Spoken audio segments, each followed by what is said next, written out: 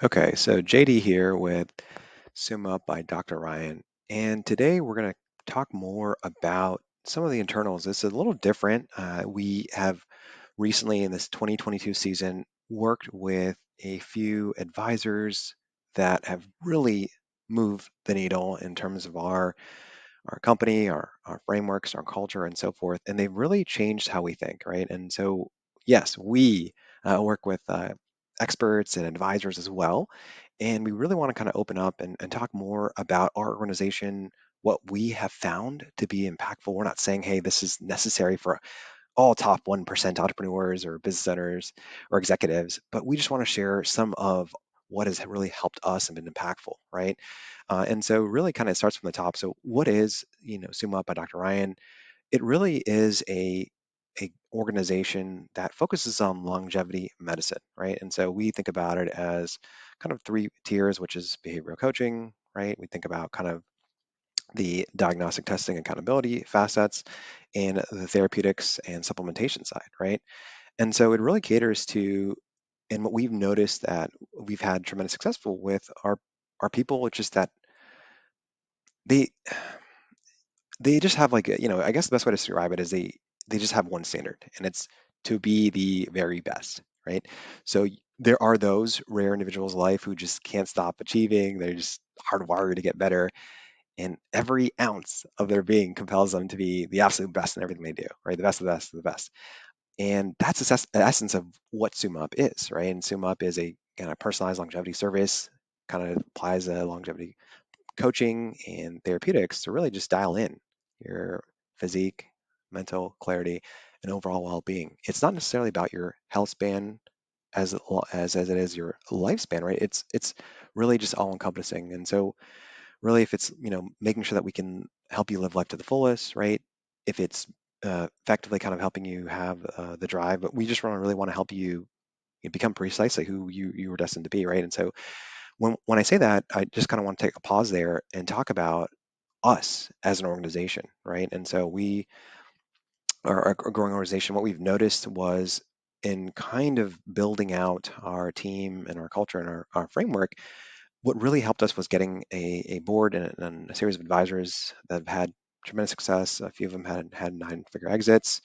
One individual in particular scaled a quick service restaurant from 20 million to 200 million, right? And so forth and so on, right? And so, one of the first things that they kind of basic advice is in any enterprise, right? As the leadership as leader, like there are fires that never stop burning. There are issues, and a lot of kind of issues that we hear is, from C-suite leaders, executives, and founders is there's infinite lists of things to do, and weeks go by and they don't feel like they've accomplished anything. And so this idea of a top goal really kind of starts from not getting bogged down, majoring in minor, so to speak. So like getting stuck with the small immediate things and losing track of the important things, right? And so the top goal framework, it's based off a book by Greg McKeown called Essentialism, and it just really boils down to something super basic that our advisors keep telling us: schedule 2 hours each day, first thing, to work on your top priority, and do this every single workday, right? The earlier in the day that we do this, the better it is to avoid other issues and people from kind of taking your attention, right? And there's some kind of clinical research that shows that we have more decision and thought processing energy earlier in the day. As far as studies have shown, it may apply differently for other individuals when you're well rested and your brain is fresh, right? And so taking advantage of this time when your mind is at its best by doing essential things first, right? And so during this top goal time, it's like airplane mode on your phone. So no emails, no texts, no calls, no messages, right? And only work on your top priority. And, if you are in a CRO for a software company, maybe it's managing the sales reps, managing kind of the KPIs. If you are a, executive, maybe it's looking at the staffing, the senior staffing, right? How you guys are kind of performing on OKRs, right? Objectives, key results, right? It really is, or a major initiative, maybe a new product launch, right? And if all this pattern each workday, we found that we've been able to really accomplish amazing things, right? And we didn't start kind of scheduling these 2 hours. Sometimes it's 4 hours actually. But baby steps are like starting 30 minutes tomorrow, maybe then 30 minutes, one day a week, 30 minutes each weekday. And if that goes well, you can kind of start increasing it to an hour each week, and then finding the right balance and getting to 2 hours, right? And that's been tremendously helpful for our organization. And then that leads me to the next point, culture. And so culture is a big deal. And we say that we're a hard driving, fast paced team of continuous improvement, team, not a family. We hire, develop, and evolve smartly. So we have stars in every position, right? And the purpose of that is really to kind of set the tone for our teammates, set of principles, a soundboard to reflect our company's culture, to help make a decision. If you're kind of uncertain to our team of an ask and action, is it in line with our core tenets, right? And to show clients and potential teammates who we are, right? And so we have a few values that we kind of stand by that we expect our team to go through. So remarkable, worthy of being remarked upon, someone who goes the extra mile, has a superpower that makes them stand out in some way, remarkably smart, creative, resourceful, adaptable, constantly life changing learner. In the state of longevity medicine, it is evolving so fast that our knowledge base keeps evolving every 90 days, right? Or more or faster. And the idea that organization has to grow or die and we have to learn fast and grow, that is a key tenet, right? Being accountable, we expect our teammates to have a higher standard, to manage their time, the resources as owners, and to take accountability for everything. And so we have a CRM called Customer. Slack is our kind of collective intelligence, and we need to kind of make each other smarter. Speed, right? And so we believe that we want to be as responsive as we can to our clients, to our objectives, to our goals. And so really just having individuals that are predisposed to action, getting things done, building something fast, but also understanding that it's not necessarily about being built to fast, but it's more understanding it's being built fast, but also built to last. Tough tension, right? And then energy givers and energy takers, right? And so as we think about our clients, as we think about interacting with our vendors, we really want to be able to fill their bucket. We want to be able to kind of mine the comms. And it's not necessarily about if we kind of quote unquote sent the message as opposed to if the message was received, right? Sent does not equal received, as one of our advisors keep telling us. And kind of from the Ray Dalio school of thought, it's like we really want to speak from a culture of radical transparency, not sugarcoating it. And then also, lastly, kind of being humble, right? In a field that's evolving so fast, it is really kind of making sure that we maintain that intellectual humility and maintaining that interpersonal humility, right? And really thinking about how we can make each other better from a team standpoint. And this, just reflecting on this, talking about it during our weekly meetings has really been interesting in that we attract the right individuals and we repel individuals maybe who don't hold these values. And this is kind of, something that is kind of like touchy-feely, I guess. It's a common course at Stanford Business GSB, right? But I think that is really interesting, right? And so the next set of pieces that we got some advice on was the concept of the zone of genius, right? And that versus the zone of competence, right? And so let's just take a step there, right? So what are the zones? So Naval Ravikant did a great breakdown of, he's a founder of AngelList of CEO roles and responsibilities. And if you think about the four zones, right? So there's incompetence, zone of incompetence, zone of competence, zone of excellence, and zone of genius, right? So zone of competence are things that people probably do better than you. So maybe like somebody fixing your plumbing in your house, somebody fixing your car, somebody fixing your HVAC, right? So something that you should maybe outsource if it doesn't give you joy. Okay. So the competence are things that you do just fine, but others are as good as you. Maybe cleaning your office, maybe things that they're for sure outsource if they don't give you joy. If you are, uh, you know, finding that you have an area of responsibility, for example, in your current role that you're good at, but you're like, oh man, this is really draining. You may want to delegate that out. Zones of excellence are kind of interesting. That zones are things of excellence, like things that you're excellent at better than others, but don't love doing, and that's really difficult. And I find myself struggling with this because I love kind of all pieces of, the client success, the retention, marketing, operations, right? And the sales side, right? And improvement and clinical side, right? But, zones of excellence, that's a danger zone because your team, your family, your culture, like your organization, they may want you to keep doing these things as, others gain value from you doing them. But this is the area you should really look to move away from, because that's a hard one, right? Because it drains you. And the last one, zone of genius, are the things that you are uniquely good at in the world that you love doing so much so that the space and time disappear. Like you feel like you're in flow state, right? And you know when you're doing this. Um, Sometimes it's like, when you just like look up and it's like 4 hours have passed, you're like, whoa, how did that happen, right? And I'm not talking about watching a Netflix series or playing a game.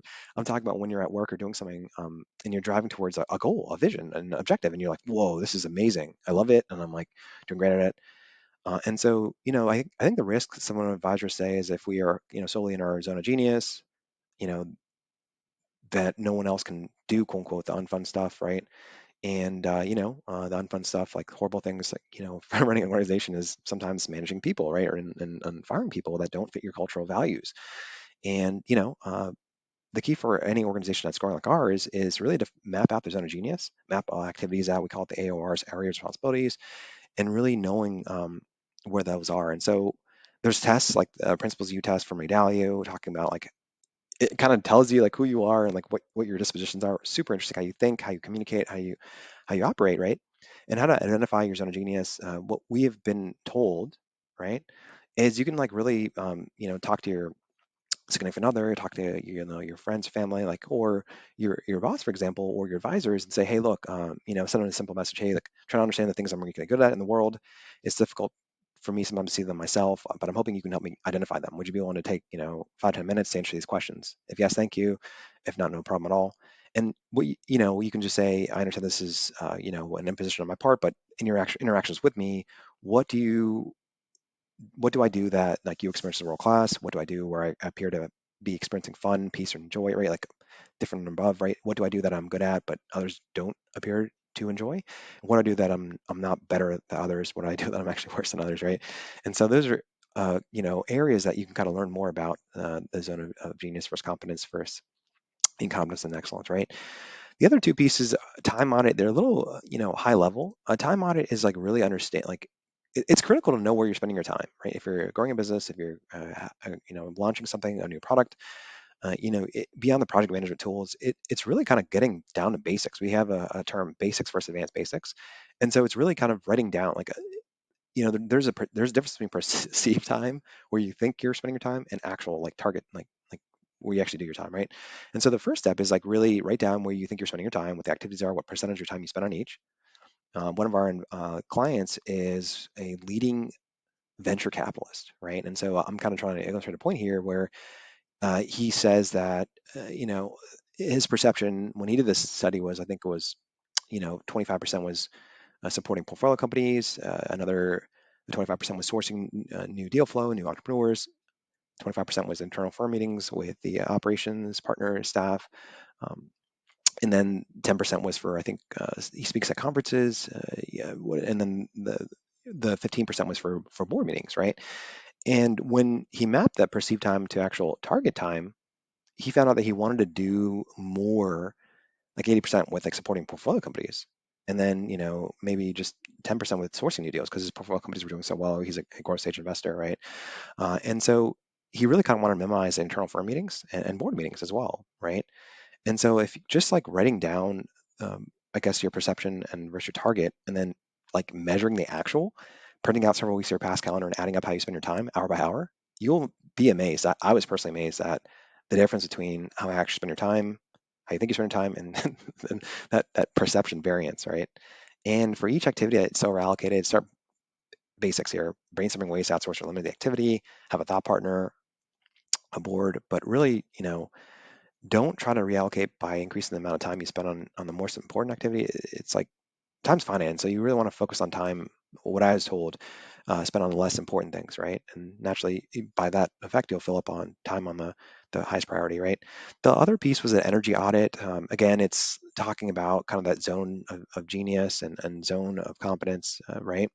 And I think what's interesting is like just going through your calendar is really interesting because like if you go through your calendar, if you have a Google Calendar, for example, and you mark down things that made you energized, that you liked, right? And you mark down things that were marked them like in red, for example, things you didn't like that drained you, right? You can sort of get a sense of like, did this activity, did this initiative, did this like meeting give me energy or drain me energy? And by highlighting those that give you energy, and in green and red, and those that didn't, right? You could kind of understand it. And like the best way to do it is like have no neutrals, not don't have a yellow, just have red and green. So that way you can kind of really make a decision like, hey, like, is this an activity that raises my energy? Like, I'm great at. So double down on it. If it's not, outsource, eliminate,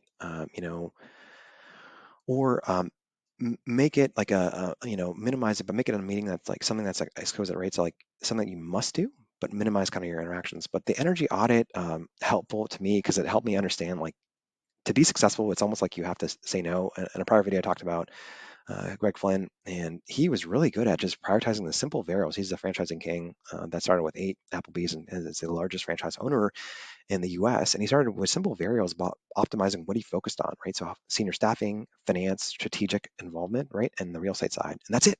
He didn't like handle the management. And he even said like his most important position in the company was a COO, right? And so those kind of, you know, major kind of initiatives have really helped us in terms of our mission, which is to be the leading provider of longevity medicine to, right, the world-class entrepreneurs and executives and business owners in the US. And so we've had some interesting results because we focus on the top, right? And so when you think about what we're trying to do, we're really trying to figure out ways to prevent anything from knocking you out of the game prematurely, right? And so how we think about it is really we're trying to reduce your likelihood of stroke, cancer, heart disease, diabetes, and dementia, right? These are kind of leading causes that can have an impact on your lifespan that can prematurely knock you out of the game, right? And the challenge is this graph is exponential in the sense that when you age, right, at 45 years old and above, your risk go up, right? And so our job is to really get you in the best shape of your life so that we can effectively reduce the likelihoods of this. We can improve your lipid panel, we can improve kind of your inflammation markers, we can improve kind of your diet, your habits, right? So that you aren't at risk for this. And so when you look at us, we're not necessarily about clients talking through over and over again why they like Dr. Ryan, but more so how we can effectively change your life. And why we show these results is really for you to get a sense of what to expect working with us in the journey with the longevity program, right? And so there's a lot of emphasis on physique transformation, getting you in the best shape of your life, both in the right habits, supplements, guidance on nutrients, training, and testing to make sure that you're on the right pathway, right? And we don't really care about effectively getting you leaner so that you can kind of lose a ton of weight in 30 days, only to gain it back 6 months later. That's not what we care about. We care about consistency, step by step, 1% changes, right? Week by week, and holding you accountable. And so, that's kind of the root cause of what we're trying to do, really just to be the leading provider of longevity medicine, but to be able to have the chance to change your life. And so, what's really kind of helped us in delivering those results is really kind of having our own advisors, our own board, our own kind of team that helps us understand how to improve each day.